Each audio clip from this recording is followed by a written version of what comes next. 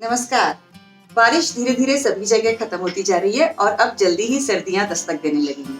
सर्दियों में हम कई सब्जियां लगाते हैं, कई फूल लगाते हैं। कुछ फूलों की लिस्ट मैंने अभी पिछले वीडियो में डिस्कस की थी, उसका लिंक मैं डिस्क्रिप्शन में डाल दूंगी, आप देख लीजिएगा। लेकिन इन सब चीजों को उगाने से पहले हमें कुछ तैयारियां करनी पड़ती हैं, कुछ प्लानिंग करनी होती है। तो ऐसी क्या खास तैयारियां हैं, वो 5 पॉइंट्स में आज आपके साथ डिस्कस करती हूँ, ताकि वक्त रहते अगर ये काम हो जाते हैं तो सर्दियों में आपके पास अच्छी सब्जियां उगेंगी, अच्छे फूल उगेंगे। तो ऐसे कौन से पॉइंट्स हैं, चलिए बहुत जल्दी इस वीडियो में देखते हैं। मैं हूं Anjana, welcome to Amlan park.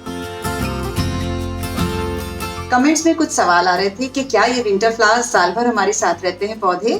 तो देखिए, इसका जवाब है कि ये सभी पौधे सीजनल होते हैं, सर्दियों में उगते हैं, सर्दियों में खूब फूल देते हैं और जैसे जैसे गर्मी आएगी ये पौधे खत्म होने लग जाएंगे, चाहे वो सब्जियां हो या फ्लावर्स हो।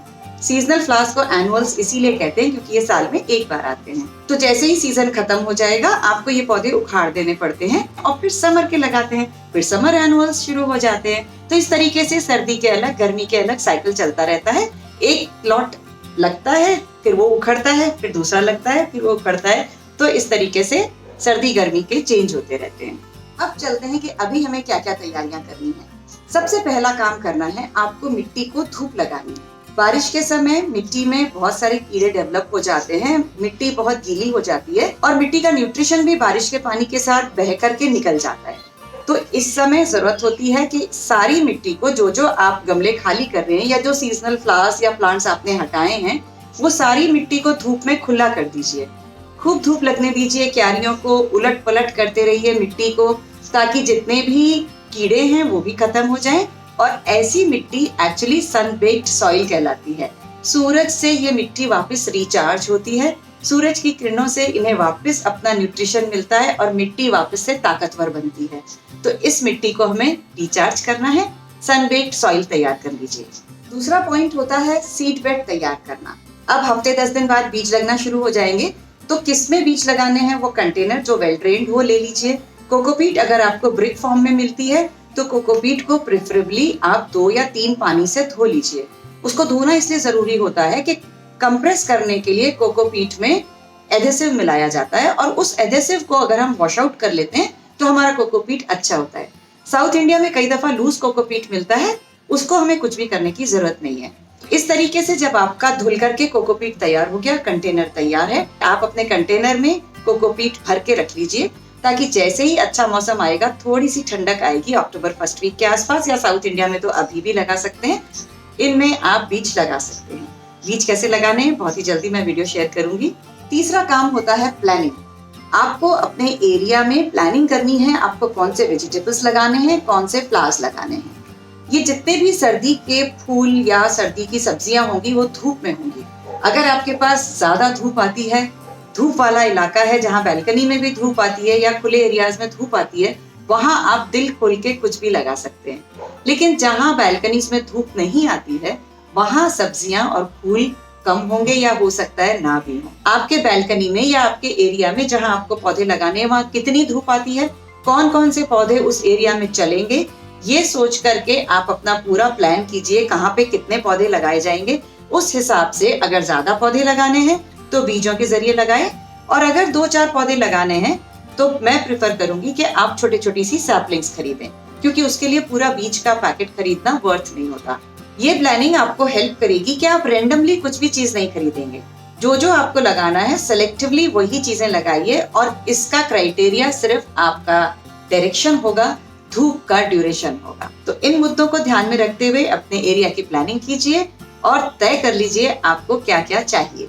और इसी के साथ शुरू होता है चौथा स्टेप, हमें क्या क्या चीजें खरीदनी है। फूल लगाने हैं, सब्जियां लगानी है, उनके बीज इकट्ठे करने हैं।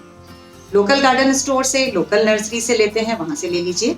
ऑनलाइन मंगाना है तो बिल्कुल अभी से ऑर्डर कर लीजिए, ताकि समय रहते आपके पास बीज आ जाएंगे। और जब ये ऑर्डर कर रहे हैं तो उसी वक्त अपने सॉइल मिक्स में डालने वाली हर चीज को ऑर्डर कर दीजिए। मेरे कई वीडियोस में परफेक्ट सॉइल मिक्स के बारे में मैंने आपके साथ शेयर किया है।